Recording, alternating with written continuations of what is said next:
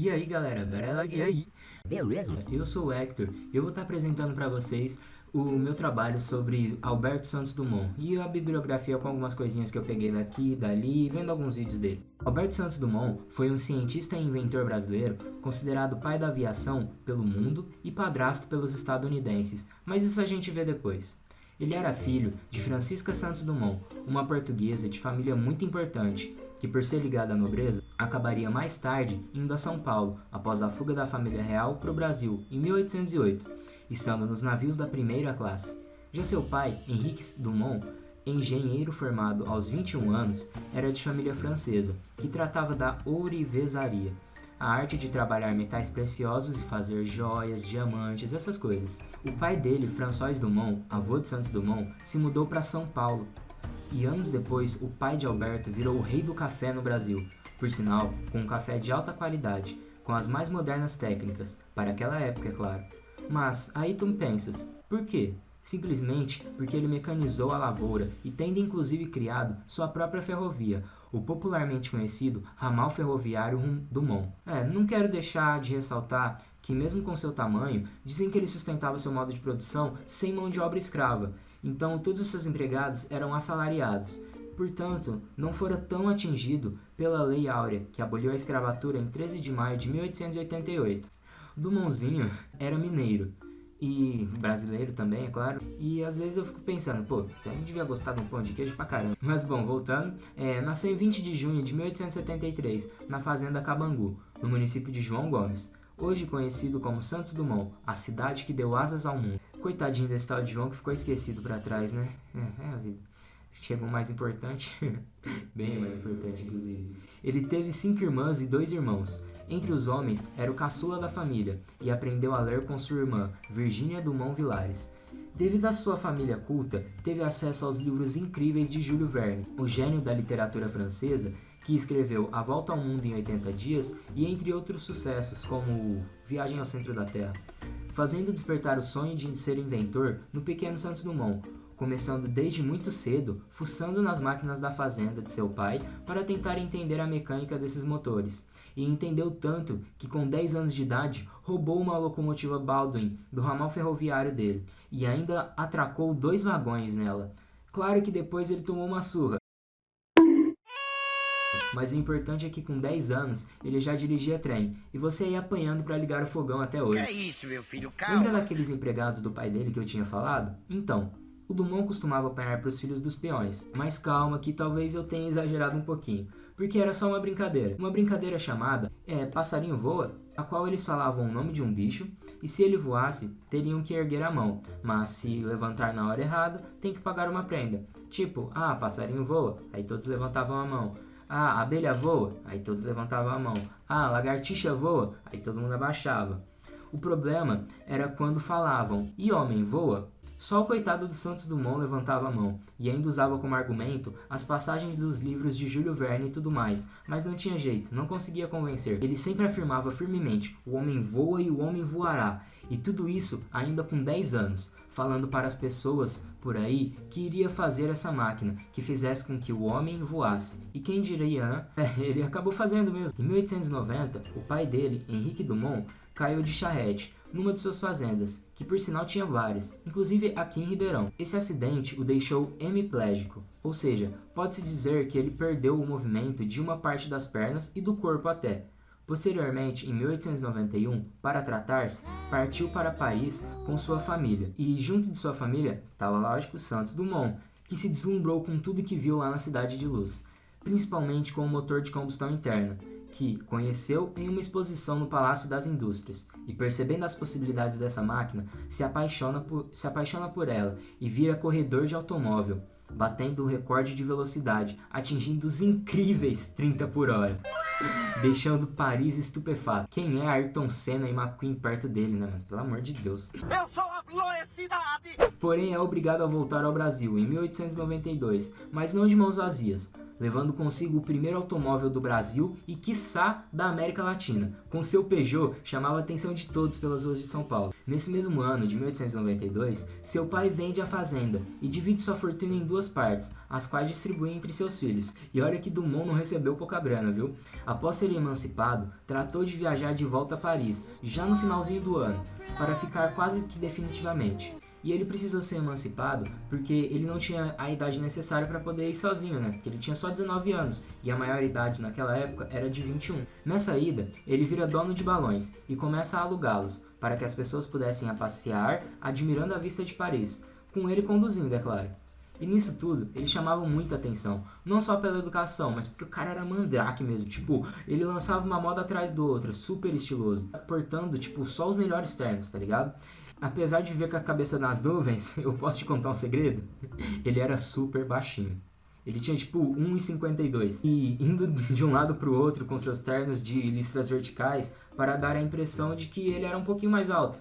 Ele usava também os sapatos com salto desse tamanho, além de um colarinho bem comprido, né? Pra ficar como, moleque, sabe? Altivo, tá ligado? Mas sua finesse não se resumia apenas nas roupas e no estilo.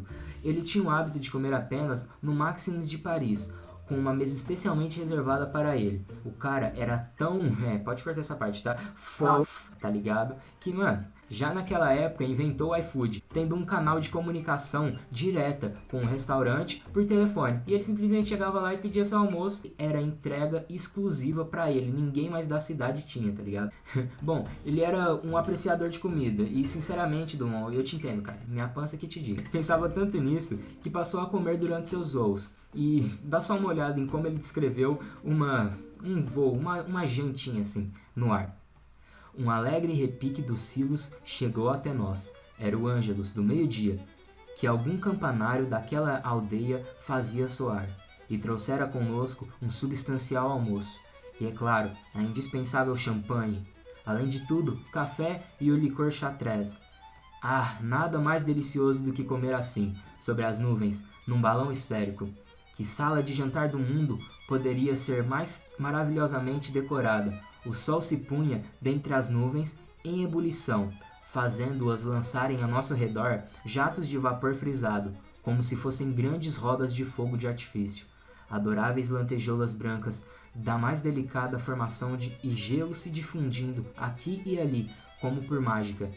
Que momento que ficou gravado para sempre na minha memória, ainda por cima, aumentando o sabor daquele delicioso repasto. E obrigado, eu sei que eu sou um bom assim, declamador, né, mas tá complicado.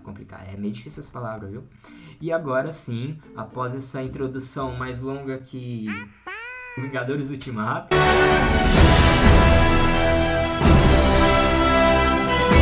chega mais que eu vou contar pra vocês umas coisinhas bem legais sobre o que fizeram ele ficar bem famoso. Basicamente, Santos Dumont estreou sua primeira criação, um balão, em 4 de julho de 1898. Cara, tô com uma pressa, me desculpe. Em 4 de julho de 1898, chamado Brasil, feito de seda japonesa colorida e bambu. O balão mais leve já feito, pesando apenas 27 quilos. E ele podia ser facilmente carregado numa mala, de tão compacto, sabe? E descreve ele no livro Meus Balões como meu primeiro, mais leve e mais lindo balão, sendo esse seu balão favorito e o único que teve nome, pois a seus outros inventos foram atribuídos números. Você sabe, né? Os 14 bis e tudo mais. Esse balão ele inventou basicamente usando o motor. Então, tipo, o único problema dele é que ele dependia muito do vento. Então, tanto para subir quanto para ser pilotado era bem ruim, assim, vamos dizer. Porque ele precisava ter as condições favoráveis. Não era que nem um avião, que hoje em dia você simplesmente vai e decola. Dentre os eventos que marcam sua trajetória, temos um que demonstra sua árdua persistência, ao meu ver, como nenhum outro. No dia 24 de março de 1900, o milionário do petróleo Henri Daut, que era um judeu francês, decidiu dar o prêmio de 100 mil francos para o aeronauta que conseguisse fazer o trajeto partindo do campo de aviação, dando uma volta na Torre Eiffel e retornando em menos de 30 minutos. E adivinha quem se interessou? Exatamente, nosso queridíssimo Santos Dumont, que disse isso com todas as letras que iria cumprir o desafio. E primeiro ele fez o dirigível número 4. E no dia 13 de julho de 1901 voou, mas chegou com 30 minutos de atraso. Só que ele não desanima e vai tentando um modelo atrás do outro. Dentre eles, teve um no dia 8 de agosto, ainda em 1901, que colidiu com o prédio do Hotel Trocadero. E bom, ele teve que ficar lá em cima esperando o resgate, né? Até que finalmente, em 19 de outubro, conseguiu completar o circuito no tempo certo. Porém, ele demorou apenas 1 minuto para desembarcar no dirigível, e com isso, os juízes ficaram relutantes para entregar o prêmio a ele. E sinceramente, eu acho isso uma sacanagem. Porque, tipo, ele era baixinho, pô. Aí até chegar lá com o pé no chão e tudo mais, demora, né? Eles podiam dar esse desconto. Mas, bom, tendo o apoio de todos, e inclusive do dono da competição, ele recebeu o prêmio de 100 mil francos, mas não quis ficar com aquilo pra ele, pois já era o bastante pra ele só cumprir com a palavra e realizar o desafio. Assim, ele pegou 1/3 do que ganhou e deu aos mecânicos dele, que por sinal faziam um ótimo trabalho, e todo o resto ele doou aos pobres e desempregados de Paris. E um tempo depois, o presidente do Brasil ficou sabendo, né? E na época, ele era o Campos Salles, ele também o presenteou com 100 mil francos, que novamente ele doou, mas dessa vez era para pesquisas aeronáuticas. E junto com esse presente, veio uma medalha de Camões, com o título Por Ares Nunca Dante Navegados. Que uma frase muito bonita, né? Nessa época os presidentes do Brasil sabiam ler. Dentre tantos benefícios, vale a pena citar que no jantar da entrega do prêmio, Dumont conheceu Louis Cartier, um relojoeiro e joalheiro que juntos moldaram e popularizaram o relógio de pulso para ajudar ele a cronometrar os voos, porque ele ficou tão famoso que tudo que ele usava agora, todo mundo queria copiar, inclusive o relógio. Acho que estavam todos só esperando essa parte, né? Afinal acharam que eu não iria falar do 14 bis. Bom, pois é, o Santos Dumont realiza seu grande feito no dia 23 de outubro de 1906, quando, com um avião mais pesado que o ar, tendo as asas de seda e utilizando seus próprios meios para decolar, que no início era ligado a um balão de número 14, e por isso tem esse nome, porque logo depois foi removido esse balão de número 14 e ele foi adaptado, aí virou 14 bis, 14 novamente, e ficou famoso ao realizar seu voo com Paris de testemunha. No entanto, ao contrário do que muitos pensam, ele não ultrapassou nem 22 segundos no ar, mas percorreu uma distância de 220 metros, a uma altura de quase mais ou menos 2, estabelecendo assim um recorde, o que para nós parece ser pouco, mas tendo em vista que era algo inédito na época, isso o trouxe a glória de realizar os sonhos de infância, concretizando o que dizia sobre criar uma máquina que fosse capaz de deixar o homem voar. Já aquela velha história americana de que os irmãos Wright criaram um avião e tudo mais, eles teriam voado 260 metros com o seu planador, uma aeronave improvável de acontecer e que decolou de uma colina sem qualquer registro. Assim, Santos Dumont é responsável não só por fazer e provar, mas também por tornar todas essas experiências dele públicas, assim trazendo as soluções para dar a chave da decolagem, que era algo muito importante e bem difícil da época. Portanto, a gente pode concluir que a maneira mais adequada que o nome de pai do avião para esses irmãos deveria ser é de pai da aviação.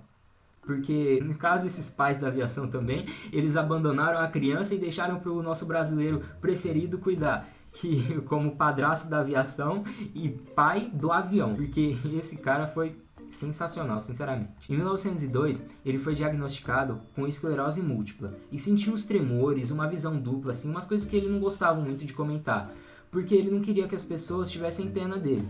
Assim, ele quis se isolar na Normandia em uma pequena casinha, onde admirava as estrelas durante a noite com seu telescópio. No entanto, já em 1914, vai estourar a Primeira Guerra Mundial. E mesmo com ele fazendo uma petição para que não usassem sua invenção para matar, as pessoas de nada adiantou. Com aqueles dos irmãos Wright, que se adiantaram e quiseram entregar todos os seus projetos para os Estados Unidos poderem bombardear a Alemanha, o Santos Dumont ficou muito triste com aquilo.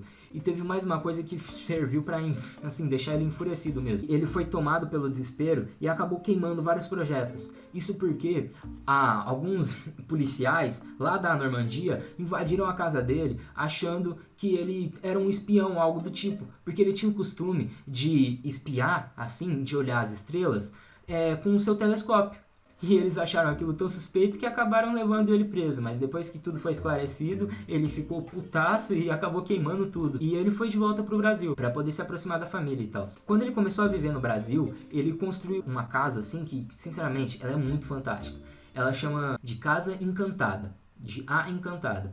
E foi terminada assim mais ou menos, né, em 1918. E assim, ele era um cara muito solitário. Então ele fez uma casa para ele morar sozinho. Essa casa ficava lá em Petrópolis e ainda tá lá, inclusive, hoje é um museu. Tá lá no Rio de Janeiro, em Petrópolis, né? E ela é cheia de maravilhas e modernidades, como o chuveiro aquecido, a famosa escada de degraus únicos, em que se tem sempre que começar com o pé direito, e o tão famoso conceito aberto, tão explorado hoje em dia pelos arquitetos e já pensado por Santos Dumont naquela época. Então praticamente ele tinha uma escada na casa dele, que você só podia começar com o pé direito, e eram degraus únicos. E ele tinha também uma parte na casa dele, né, que era justamente, era toda aberta assim, ele realmente gostava de aproveitar o espaço.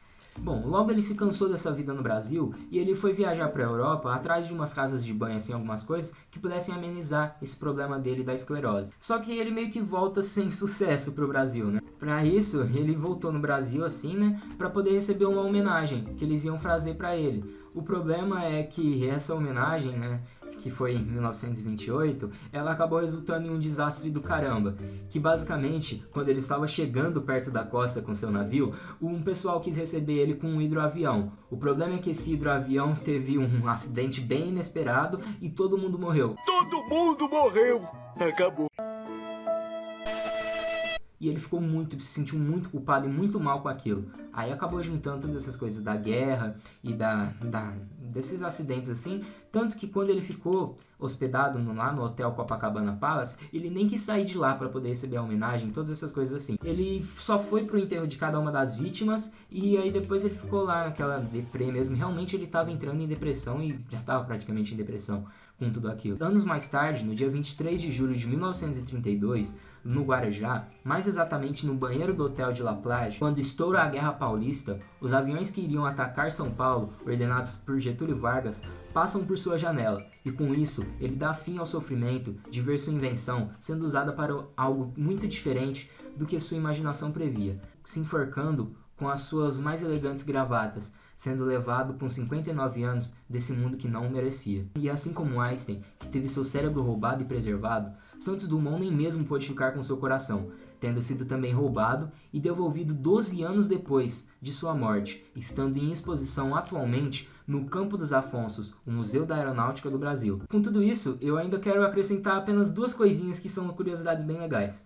Ele sabia falar 5 idiomas: inglês, francês, italiano, espanhol e, claro, português. E a segunda é que é algo bem curioso, que ele era homossexual. Algo que o Arthur Japin, autor de um romance, né, O Homem com Asas, faz questão de afirmar e deixar explícito, como mais uma forma de quebrar esse tabu no Brasil. Tanto que depois de tudo isso que a gente viu que ele realizou e que eu contei pra vocês, eu acho que talvez esse pequeno detalhe não devesse ser assim levado em conta depois de tudo isso. Porque não é algo ruim, mesmo ele sendo homossexual, na condição da idade dele, era a única coisa que ele tinha era o amor por outra pessoa, do mesmo sexo, e isso não influenciou em nada na vida dele. Portanto, eu acho que esse foi o meu trabalho, e obrigado, professora, e todo mundo que assistiu até aqui. Fica a critério de vocês acreditarem ou não no que eu falei, e qualquer coisa é só pesquisar. Até mais, galera. Falou!